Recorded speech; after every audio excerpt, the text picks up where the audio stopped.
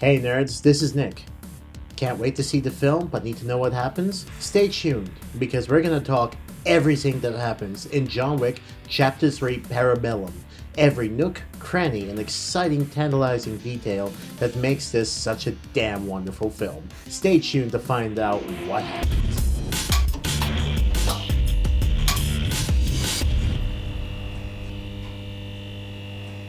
If you love movies and you love talking about them, make sure you hit that subscribe button and become part of our notification squad by hitting the bell. And if you dig our content, make sure you give the video a like. John Wick Chapter 3 begins with, well, our hero running through the rain. The world is after him, and after kicking ass from a gun store and actually being excommunicado, meaning everyone is now restricted services to him. He actually was in a doctor's shop and they literally stopped stitching him. He had to shoot the doctor to make sure he wouldn't get into trouble. It looks like this world is filled with assassins and people part of an honorary system where once you are out and you are a target. John Wick is wanted for $14 million, and by the end of the first chapter, from his fights in the street and horseback, he is worth $15 million. He makes his way to a Russian monastery, Russian Orthodox Church, and he holds up a crucifix he got from a library, and he also got a few coins, which actually allows him to get safe passage. We get introduced to Angelica Houston, the director of the church and the ballet ministry. It's one of the first indications that there's more than just the Continental.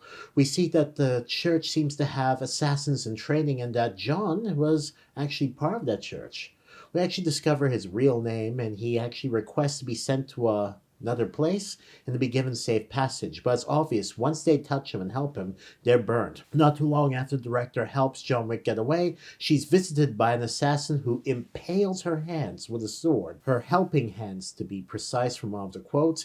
It looks like once you help, you have to pay, and pay dearly for going against what is described as the table. Interestingly, the table also puts the head of the Continental, Winston, in trouble because he helped John Wick. He didn't kill John Wick the minute the murder happened on the Continental floor, and it seems they've also told him he's been given 7 days to step out of it. Keep note of that, because that 7 days tells you what's about to happen with Winston and what comes next. So we go to a Middle Eastern country. Once we get there, we're introduced to Halle Berry, who plays Sophia. Sophia owes John Wick a favor. He helped her daughter get away. She's safe because Sophia obviously has enemies. Being in this world, everyone has enemies. But she owes John Wick. John Wick has this medallion which has a sample of her blood, and by holding it up, she is honor bound to help him.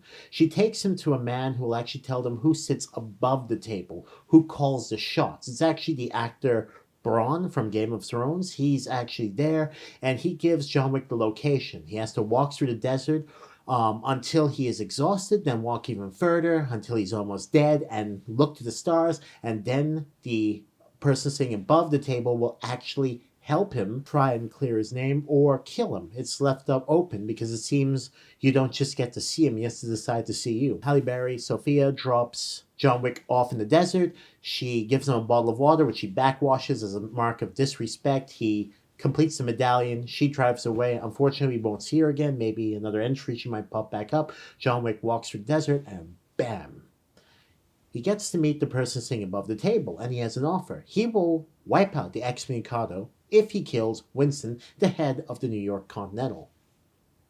Now, at this point, we realize there's a huge world. It's not just New York, there's the Middle East, there's other countries. We get introduced to a chef named Zero, who is a trained killer, bit of a John Wick fan, and he's been tasked with not only disciplining people who are meant to be excommunicado, who help John Wick through the excommunicado, but also coming out and pretty much trying to kill John Wick. He has students, he's a badass chef, and he has a cat. That's right, people. If you have a cat in this franchise, you're a bad guy, so I'd be a villain.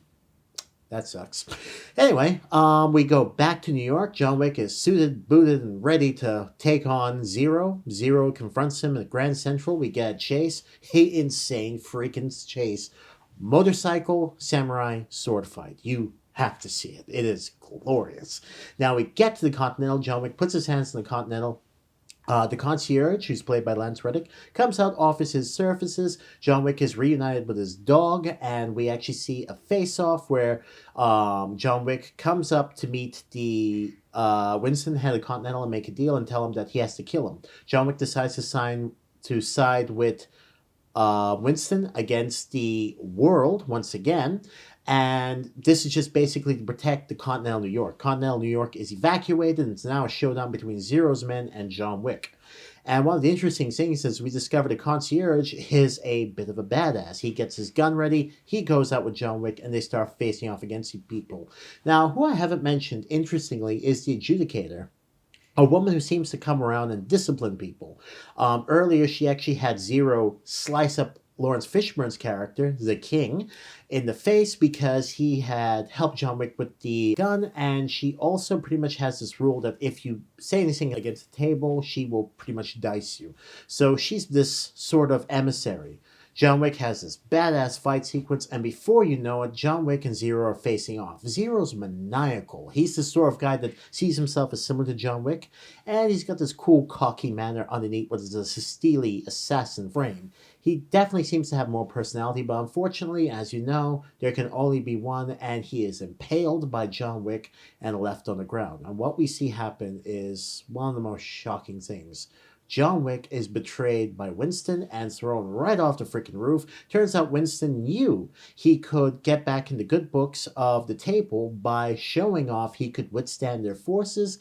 He pushes John Wick off the roof, and he and the concierge had already planned John Wick's downfall, but they were now back with the good graces of the table, and John Wick has disappeared. He's fallen off, painfully hit the street, and he's picked up. You see, the king is still alive. The Bowery is not completely aligned with the table. And Lawrence Fishburne's character, the king, has scars to show, and John Wick is brutalized. But both men swear they will get even for what was done to them. Let me tell you, this is the start of something bigger. There's a movie that we all know, but there's a video game, there's a TV series, and there's a comic. And it feels to me like this is just the start of an incredible opera. No wonder it's called Chapter 3. There's going to be a 4, maybe even a 5, hopefully a 6. It looks like big things are about to come. For Movie Nerds, I'm Nick, and I'll see you nerds at the movies.